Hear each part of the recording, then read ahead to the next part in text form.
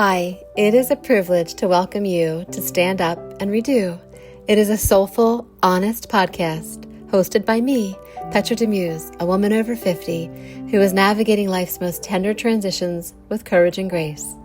I have weathered the storms of 2 divorces, raised children into adults, embraced the joy of grandchildren, and learned, perhaps for the first time, how to stand comfortably in my own solitude.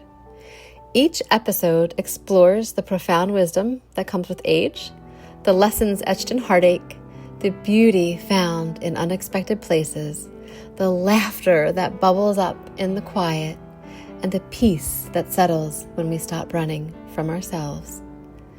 With reflections on love, loss, aging, happiness, and the sacredness of this one wild and precious life, Stand Up and Redo is a companion for anyone who's learning to live fully after everything they thought would last has changed.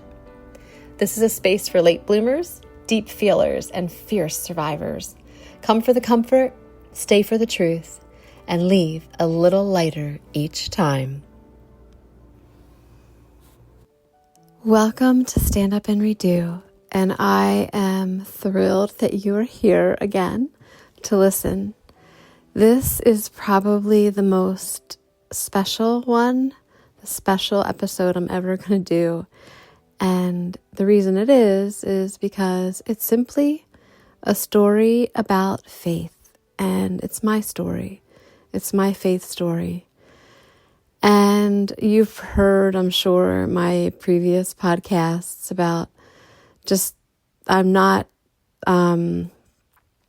I've made mistakes. I'll just say that much for sure. And either way, I'm a Christian woman, and I'm going to tell you the story about my faith. Imagine you're a little girl. I remember I had a bedroom, and the bedroom was divided with a piece of tape. My brother and I had to share a bedroom. We had a 2-bedroom little kind of like house. I guess it's called a Cape Cod house. But the attic wasn't finished off. So it was just a small house with 2 bedrooms, a kitchen, a living room, and a bathroom. And my little brother and I had to share a room. So, I was 10 years old, and 10-year-old girls do not want to be sharing a room with their 7-year-old brother. So we had I took like a piece of masking tape and had put the masking tape, the floor was like a wooden floor. It wasn't carpeted. So I took a piece of masking tape and put it like halfway down the middle of the room. And of course, we were like arguing over, this is the halfway point here. You can have this side. Which side am I going to have? But I remember he had one half of the room and I had the other half. And we weren't allowed to cross over the tape, which is funny. But either way, I was 9 and I had exposure through life with Christ and through the years, some really good exposure. My mom was very faithful, and my mom and dad didn't go to church together, but my dad actually was also very good, a Christian who loved the Lord. And at night I remember I would be laying in bed and I was a little girl, and he'd come in and he would just sit at the side of my bed and he'd sit on the floor and he would just pray. I remember he'd read me a book, and then after he read the book, he would just pray to God with me. He would just say, it's time to say your prayers, and then I would just pray. He was very humble. He didn't flaunt it, but he did have a faith in Christ. And it was actually really, I remember when I was younger and I would leave the house to even go outside and play or do whatever.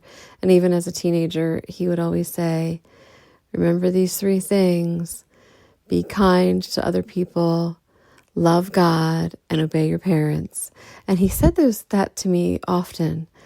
And I remember, it's interesting, but when I was a teenager, I would go out and, we'd be out I wasn't a drinker when I was a teenager. I didn't even drink alcohol when I was a teenager. I drank alcohol once when I was 15. And then after that, realized that's not for me.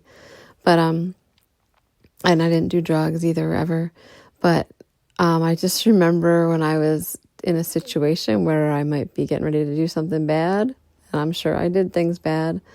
Won't get into those details, but I remember feeling like I can't disappoint my dad because he told me, to obey my parents, be kind, and, love God.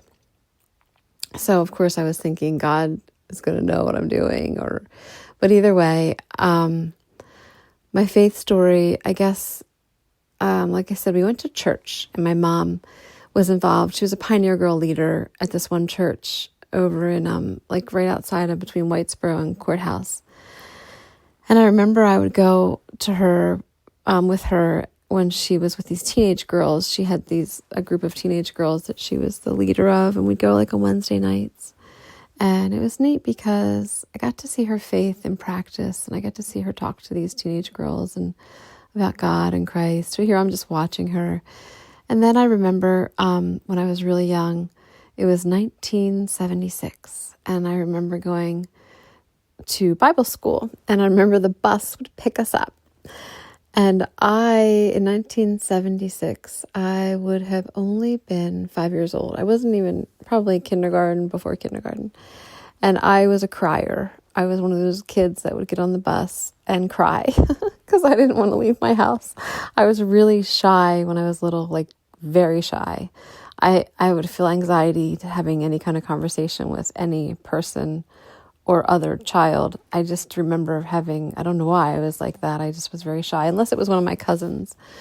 But I remember I would cry on the bus to go to Bible school, and the bus driver would get really annoyed with me. He was an older gentleman.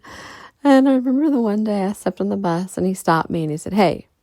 And he was kind of, he wasn't soft and loving. He was just kind of hey, if you don't cry today, I have a present for you. I'm like, okay. So I tried not to cry. I remember sitting on the seat thinking, I'm not going to cry. I'm not going to cry. I'm not going to cry. Can't cry today. And he came back to the bus right before I got off, after he parked at the church for me to go into Bible school. And he gave me this it was like a can. It looked like a soda can, but it wasn't a soda can. It was a bank, and you could twist the top off. But it said 1976, or the bicentennial year. It was a bicentennial year. And it said 1776 and 1976 on it. And I remember he gave me that bank. It was a bank. And I don't have that bank now. I'm not sure what happened to that bank.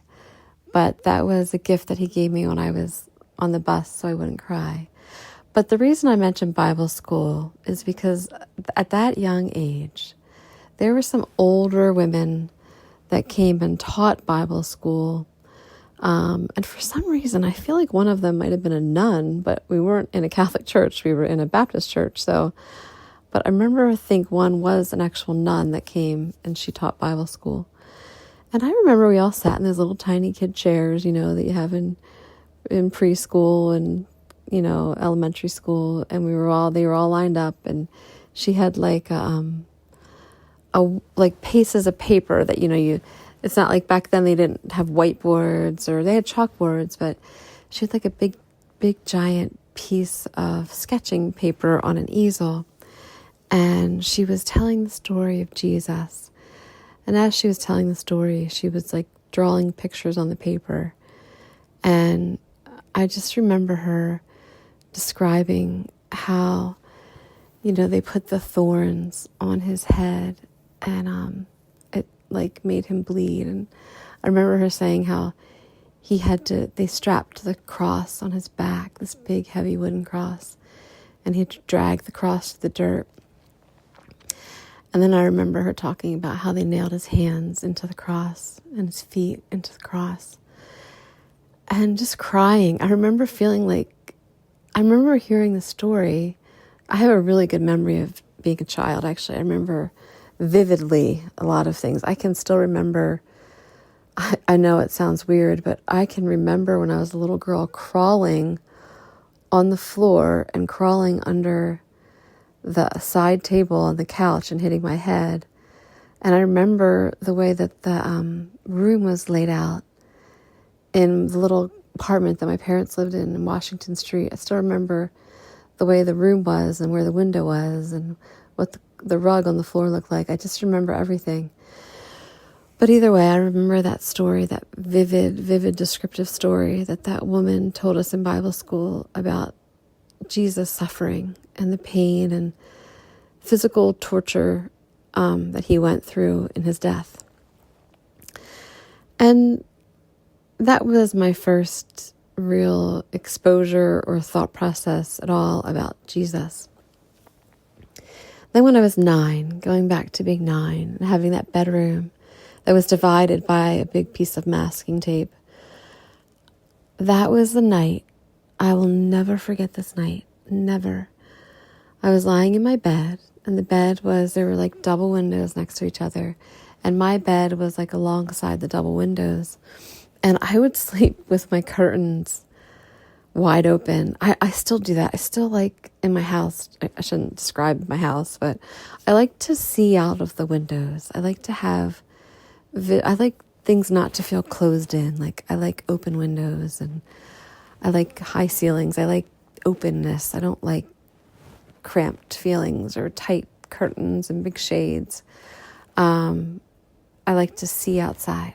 So anyway, that doesn't matter much. I'm getting really sidetracked here, but I do remember I always left my curtains open. And I remember I was a little bit just laying there, and I was wide awake for some reason, and I was just like looking out into the sky.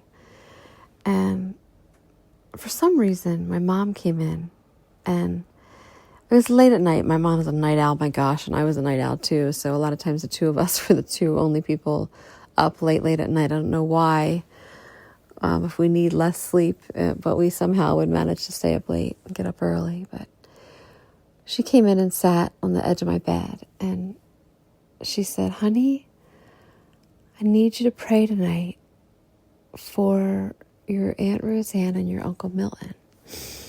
And I guess I should make fake names up, but I don't think that they would mind me telling the story. And I said, why do I have to pray for them tonight, Mom? Aunt Roseanne was going to have a baby. And she told me, she said, your Aunt Roseanne had her baby tonight. And I said, oh. And she said, but your Uncle Milton and your Aunt Roseanne have to make a big decision this evening. I mean, this is what she's telling me. I'm 9 years old. And she's telling me this. My mom, I think my mom, I just grew up a little bit quicker, I think, than a lot of kids. And she's like, they have to make a decision tonight whether they're going to let the baby live. They're going to let the baby die, just leave it be, and not send it to surgery. Because she said if they don't send it to surgery, it definitely is going to die. But they have to decide if they're going to do that or if they're going to have the baby go to surgery tonight. And it's a big decision that they have to make. And my little cousin, Paul, had spina bifida. So he was born with his spine protruding, of course, outside of his skin. And they had to either enclose his spine and, not know what the outcome would be or just not do surgery, I guess, and just comfort the baby and let him pass. So they had a choice to make.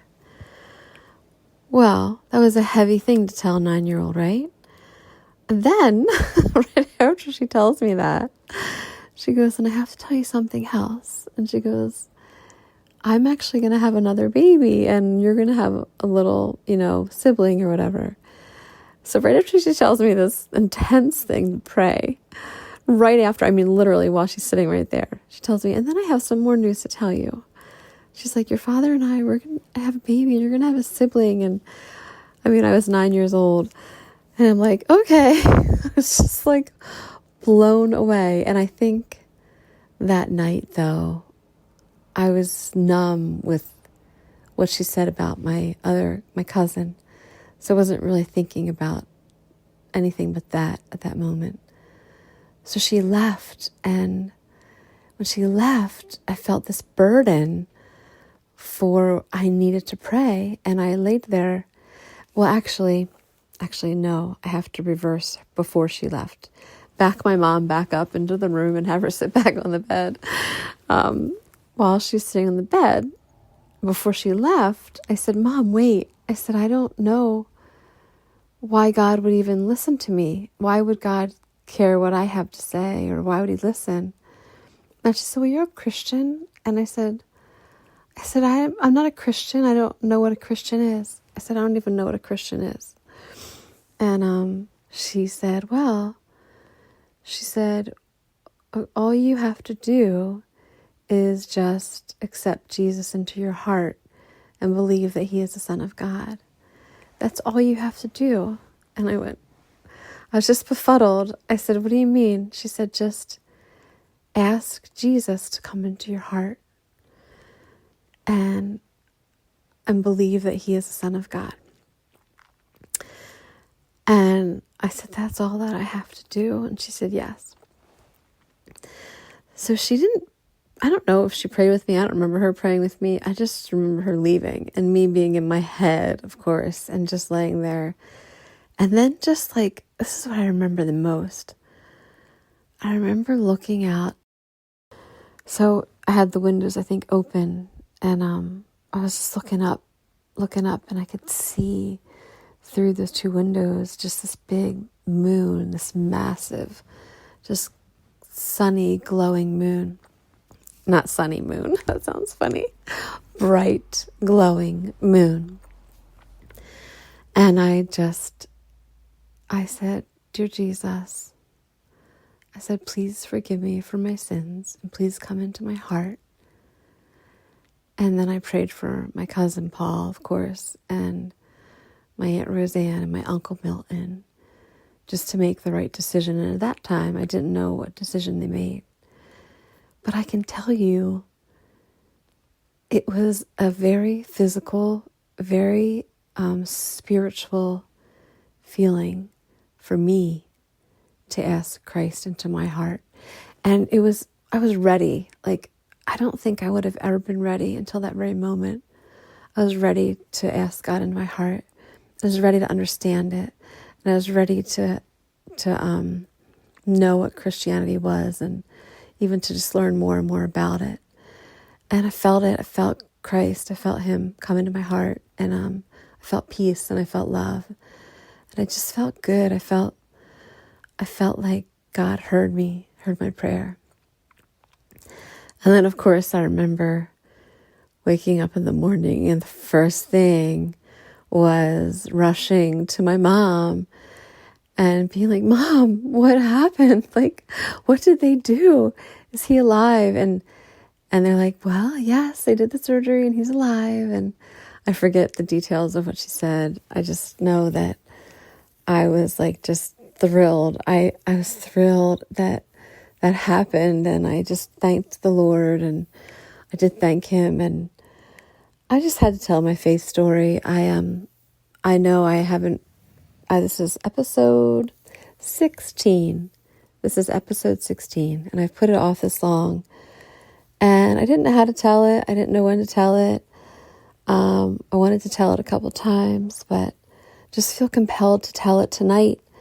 I was laying here before bed, and it's late, and I was flipping through YouTube, which I love YouTube, and I saw Jason Mitchell interviewing Todd Pierce, and I had just watched Todd at church last week. He did 5 services where he rode a horse. He got on a horse's back for the first time.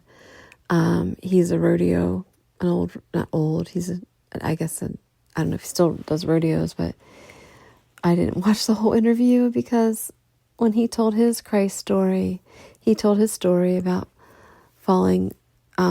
learning about Christ.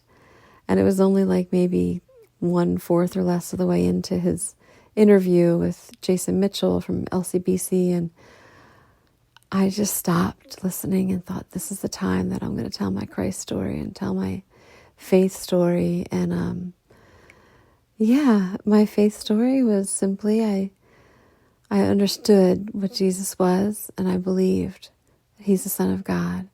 And I just asked him into my heart when I was 9 years old. And I have made some wicked, horrible done some sins that I can't say are that bad. I mean, they're bad, but I don't feel like I have carte blanche to sin, but I do feel like I'm forgiven, and I do feel like I have had some amazing, amazing faith stories through time. Amazing. I can't even tell you. I have felt the presence of Christ multiple times, and I have seen weird, odd things happen that only could be Christ-driven, only. And it's not like he has to give me a sign, because God does not have to give you a sign. You're not really supposed to pray and ask for a sign from God, but what you can do is, if you have faith in God and Christ and you walk with him, I say walk with him. And what I mean by walk with him is, if you read your Bible and you pray and you stay close with Christ, he doesn't have to prove to you, but he will show you in ways of comfort that he is there. And that's what I believe. God should not have to give us a sign, but he doesn't. But he does. If you're walking in Christ and you're walking with Christ, he will give you signs that will show that he is with you and that he is there. He will definitely prove to you that he is there. But you just have to listen to him and do what he wants you to do. And I am going to quit talking, because I could go on and on and on. But I'm going to just stop right here and tell you thank you so much for listening to my story. I hope you listened to the whole thing. It's really good. And I hope that you think about your faith. And I hope that you think about what way that you can make praying to God possible. How can you do that? How can you make it so that you can pray to God? And I just thank you so much for listening to my story, and thank you for listening to my podcast. And I appreciate you. This is for you. It's about you. And thank you. I realized I didn't do my stand up and redo, and it's real simple. It's super simple. Once I did that when I was 9 years old, and I asked God to come into my heart, Jesus, I felt a peace that passes all understanding. Felt like I could fly with eagles, and I truly felt loved. And that's pretty much it. Thanks. This podcast is a work based on the personal experiences, reflections, and memories of the speaker. The events described are true to the best of the speaker's knowledge and recollection. Some names, locations, identifying characteristics, and timelines have been changed or altered to protect the privacy of the individuals involved. In some cases, composite characters have been created or dialogue has been reconstructed based on memory. The intention of this podcast is not to defame, malign, or harm any individual or entity. Rather, it is to share the speaker's journey with honesty, vulnerability, and integrity. Any opinions expressed are solely those of the speaker and are not intended as statements of fact regarding any person, group, or organization. Listeners should keep in mind that human memory is inherently subjective and selective, and while every effort has been made to ensure accuracy, this podcast reflects the speaker's perspective and truth. Thank you.